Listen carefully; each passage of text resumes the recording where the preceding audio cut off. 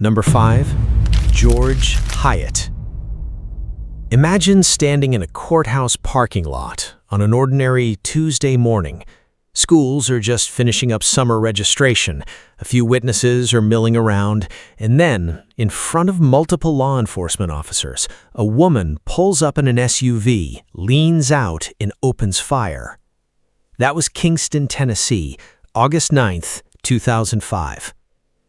George Hyatte was born in 1971 in Dayton, Tennessee, and by the time he was a teenager, the legal system already had his name on file.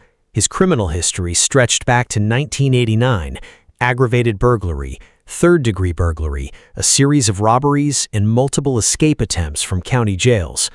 He was not a man who submitted quietly to confinement.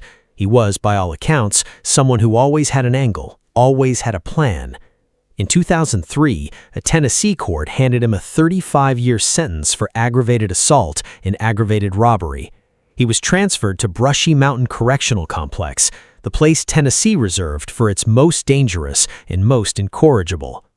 But Brushy Mountain was where George Hyatte met someone who would change everything. Jennifer Forsyth was a licensed nurse from Utah who relocated to Tennessee in 2001. She took a job at the Northwest Correctional Complex, working for a state contractor called Correctional Medical Services. And at some point during her work there, George Hyatte, an inmate, was assigned as her personal bodyguard within the facility, a convicted violent criminal protecting a nurse. It was the kind of institutional decision that in retrospect looks catastrophic. A relationship formed, feelings developed. Jennifer was fired from her position in August 2004 after prison officials discovered the relationship, but by then it was already too late to stop what had been set in motion. The two married. By the summer of 2005, George was housed at Brushy Mountain while facing an additional armed robbery charge in Roane County. On August 9th, he was transported by corrections officers, including 56-year-old Wayne Cotton Morgan, a 28-year veteran of Brushy Mountain, who colleagues described as carrying a Bible around the prison halls, to Roane County Courthouse in Kingston to plead guilty in the robbery case. Jennifer was present in the courtroom. She watched as George received an additional 6 years added to his sentence. Then she walked out of the courthouse. George Hyatte was handcuffed. He was shackled at the feet with chains. He was surrounded by officers. And yet, in the minutes that followed his courtroom appearance, as officers loaded him into the prison transport van in the parking lot, Jennifer pulled up in a Ford Explorer.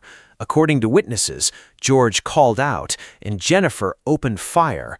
Officer Wayne Cotton Morgan, who had reportedly been gently trying to console the emotionally distraught George Hyatte just moments before inside the courthouse, was shot in the abdomen.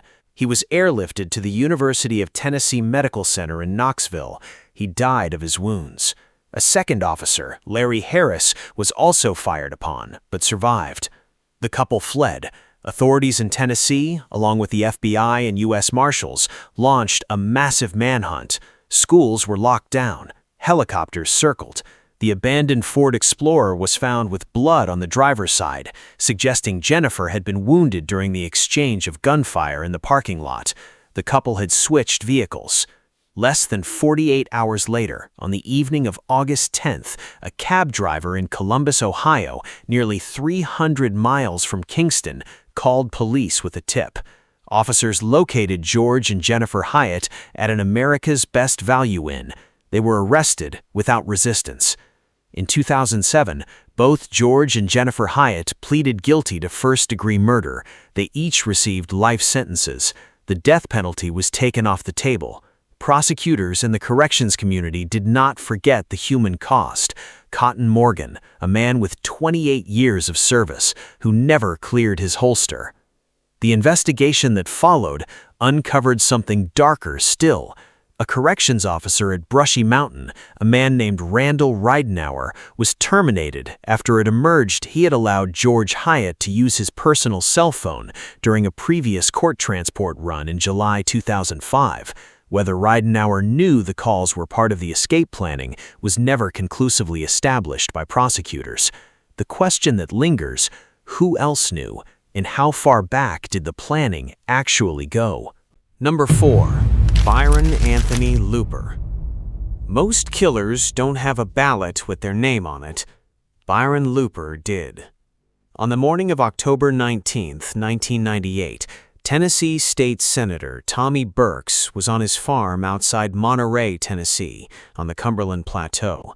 He was preparing for a visit from nursery school children who were coming to see the pumpkin patch. By all accounts, Burks was beloved. He had served Putnam County in the Tennessee legislature for 28 years, including 4 terms in the state house and 5 four-year terms in the Senate. He was a farmer, a family man, a fixture of his community. He was sitting in his pickup truck when someone shot him, once, in the forehead. The suspect, who emerged almost immediately, was extraordinary for who he was. Byron Anthony Looper, Burks's opponent in the upcoming election for the District 15 state Senate seat, a man who had legally changed his middle name from Anthony to Low Tax, including the parentheses, in what he described as a political brand. A man who had held the office of Putnam County Property Assessor since 1996 and who carried a reputation around Tennessee politics as erratic, combative, and desperate for advancement. Looper had attended West Point from 1983 to 1985 before receiving what he described as a medical discharge for a knee injury. He later attended the University of Georgia and spent time working for the Georgia State Legislature. He ran for office in Georgia, failed, moved to Tennessee, ran for office repeatedly, mostly failed. By 1998, he was the sitting property assessor in Putnam County, a minor position, and Tommy Burks was standing between him and a Senate seat. Investigators would establish through trial evidence that Looper's act was premeditated. He drove to Burks's farm with a weapon and shot his opponent in order to eliminate electoral competition. When the November 1998 election occurred, Byron Looper won because he was the only candidate on the ballot. He literally murdered his way to victory. But Tennessee authorities arrested him before he could take the oath of office, and the Senate subsequently voted to expel him. The trial took 2 years to reach. Looper burned through a succession of defense attorneys. Prosecutors from Sullivan County imported a jury to ensure impartiality, given how well-known Burks was in his home region. The evidence presented against Looper was substantial, including testimony from associates to whom he had spoken about eliminating Burks as a political rival. His defense attempted to raise questions about his mental state and his capacity, but the prosecution countered that the level of premeditation involved, selecting a time, a location, a method, was inconsistent with someone who lacked criminal intent. On August 23, 2000, the jury convicted Byron Looper of first-degree murder. He was sentenced to life in prison without the possibility of parole. The Burks family had specifically requested that prosecutors not pursue the death penalty. They wanted closure, not decades of capital appeals. Looper was sent to Brushy Mountain State Penitentiary.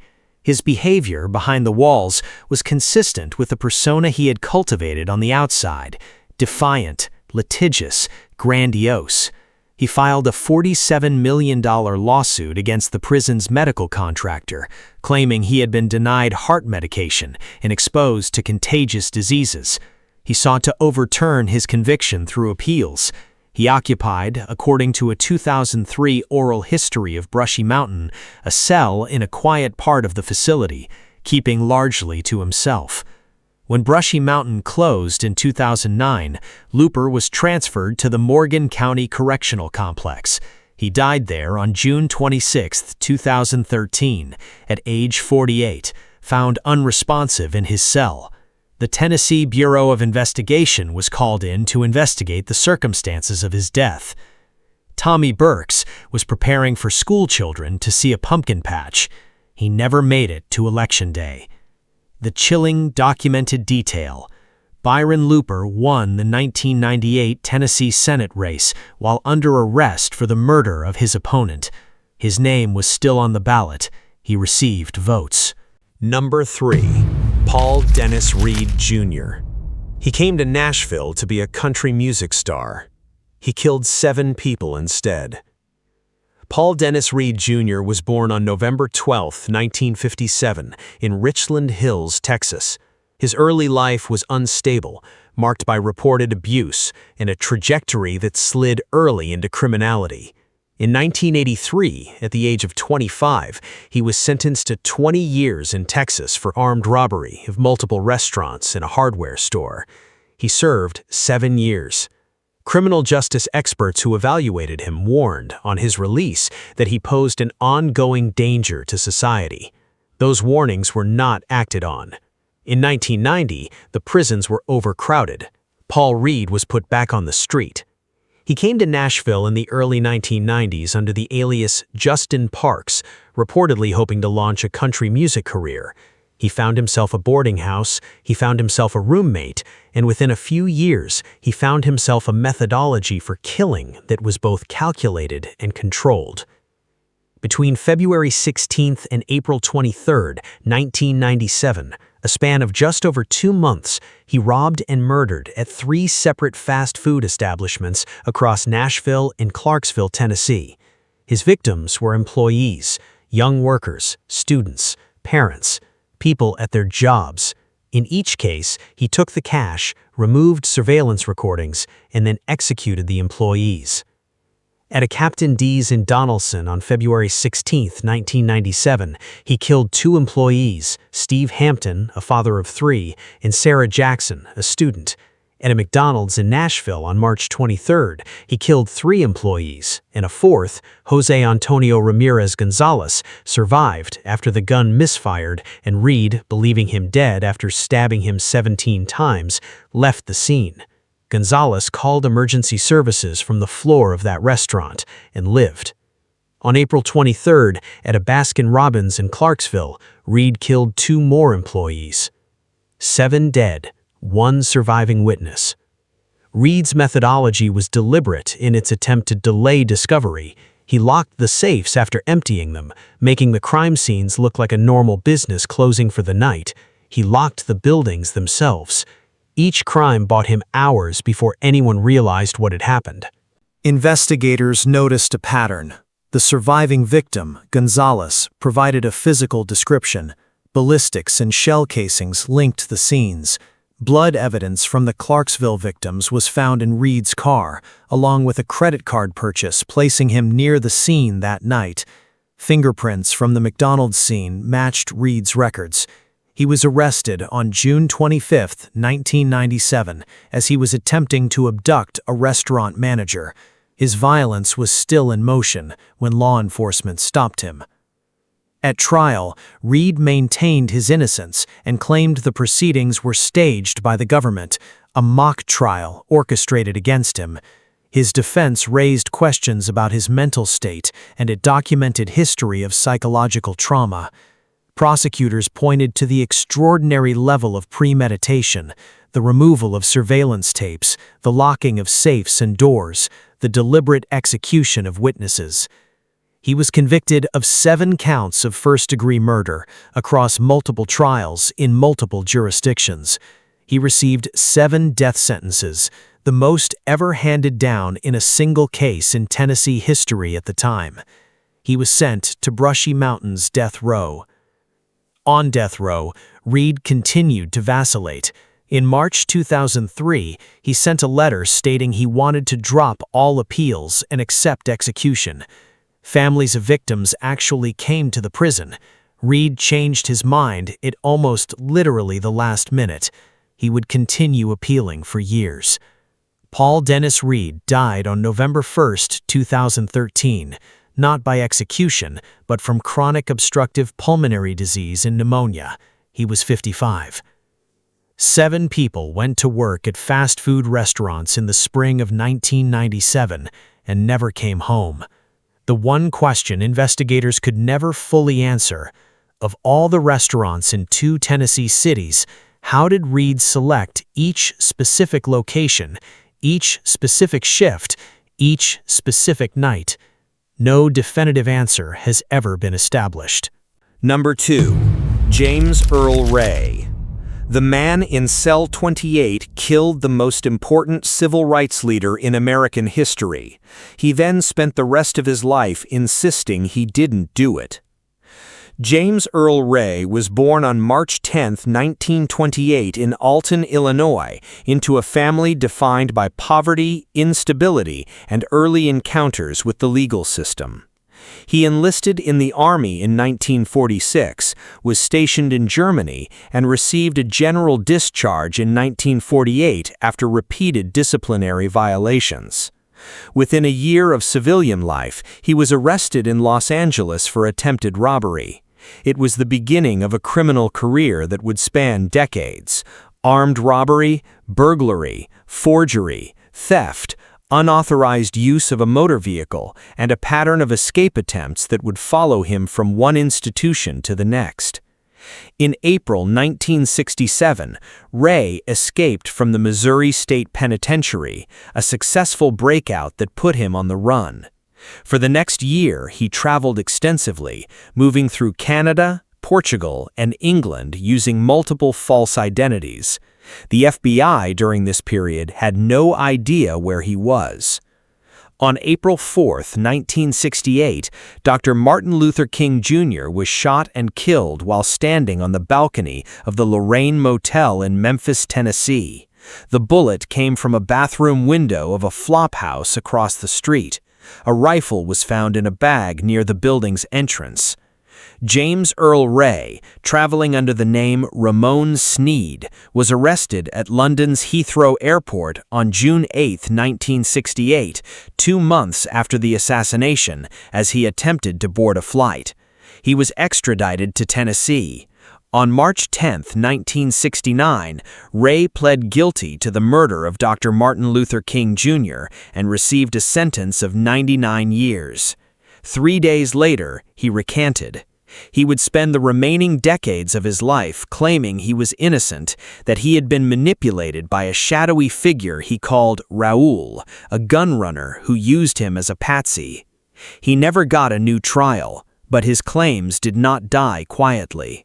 In 1977, when Ray escaped from Brushy Mountain, scaling the prison wall with a homemade ladder constructed from electrical conduit, the escape itself became part of the conspiracy narrative that surrounded him.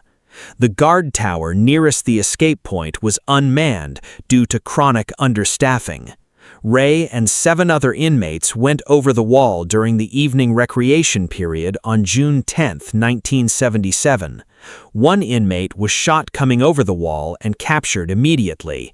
The remaining 6, including Ray, disappeared into the Tennessee mountains. The manhunt that followed was described as the largest in Tennessee history at the time. FBI agents mobilized without waiting for formal requests. Bloodhounds were deployed into the rugged Appalachian terrain surrounding the prison. 62 hours later, barely over 2.5 days, Ray was recaptured just a few miles from the facility. A year was added to his sentence, making it 100 years total. In 1978, Ray testified before the House Select Committee on Assassinations. The committee concluded that while Ray acted as the shooter, there was circumstantial evidence suggesting a white supremacist group in St. Louis, which reportedly maintained a $50,000 bounty for King's assassination, may have been connected. The full scope of any conspiracy was never definitively established. In 1981, Ray was attacked in the Brushy Mountain Prison library. He was stabbed 22 times by 3 inmates. Prison officials attributed the attack to understaffing. Some speculated the attackers were motivated by the desire to avenge King's murder. Others, and Ray himself, suggested he may have orchestrated the attack in an attempt to gain a sympathy for a new trial. The wound count, 22 stab wounds, and his survival generated its own layer of questions. Ray was transferred from Brushy Mountain in 1992. He died in prison on April 23, 1998, at the age of 70, of kidney disease complicated by hepatitis C. He never confessed again. He never received a new trial. In 1999, a year after Ray's death, a civil trial in Memphis found that restaurant owner Lloyd Jowers was liable for King's assassination as part of a broader conspiracy involving government agencies and organized crime. The King family believed Ray was innocent.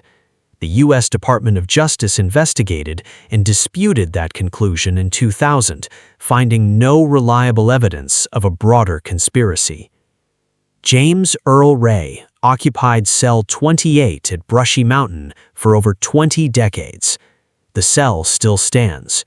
What he knew and what he chose never to fully say went with him. The officially unanswered question: where did a man of James Earl Ray's limited means and education get the money to travel through Canada, Portugal, and England for over a year following the assassination of the most prominent civil rights leader in America? No definitive answer has ever been provided. Number 1. Harold Wayne Nichols. He had already been inside Brushy Mountain once. They evaluated him. They found nothing unusual. They let him go. What happened next became one of the most disturbing criminal cases in the history of Chattanooga, Tennessee. A case that would take over 3 decades to fully close, and that ended on December 11, 2025, when the state of Tennessee finally carried out the sentence a jury had handed down in 1990. Harold Wayne Nichols was born on December 31, 1960, in Cleveland, Tennessee. His childhood, by all documented accounts, was defined by poverty, chaos, and exposure to abuse. He grew up crowded into a small home with his parents, his father described as abusive, his mother as mentally unstable, sharing space with his older sister and grandmother. The environment provided no anchor, no stability, no intervention. By his early 20s, Nichols had already entered Tennessee's correctional system. In 1984, he was convicted of the attempted rape of a woman during a burglary and sentenced to time at Brushy Mountain State Penitentiary. He served 18 months between 1984 and 1986. A psychological evaluation upon release found, in the formal language of the system, nothing unusual. He was paroled.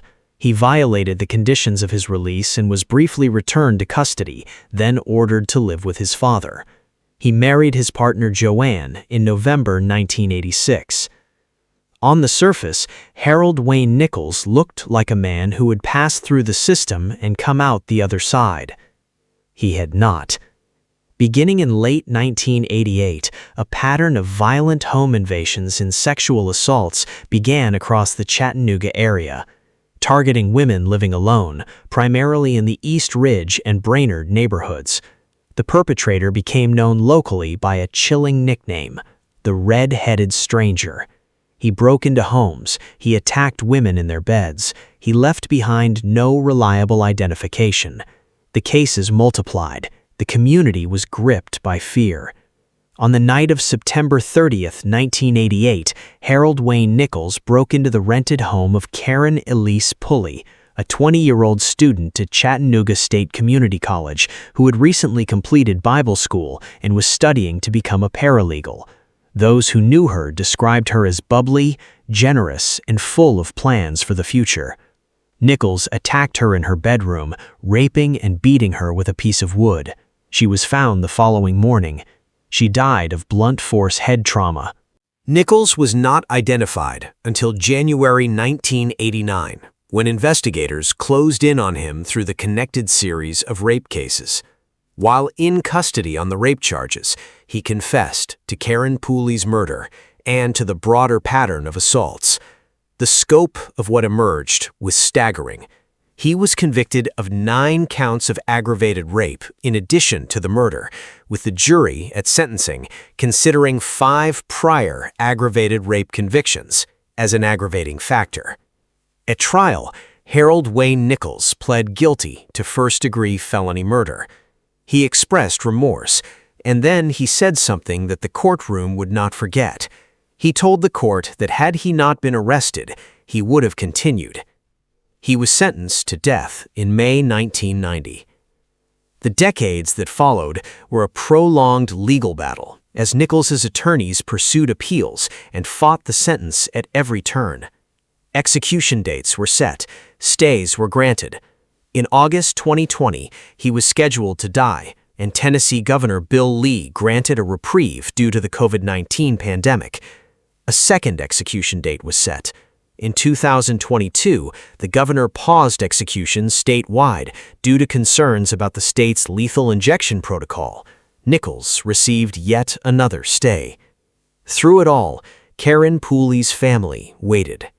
Her cousin, Jeff Monroe, described her to reporters as a young woman who had just finished Bible school, was looking forward to her future, and was, in his words, bubbly, happy, selfless. She was 20 years old.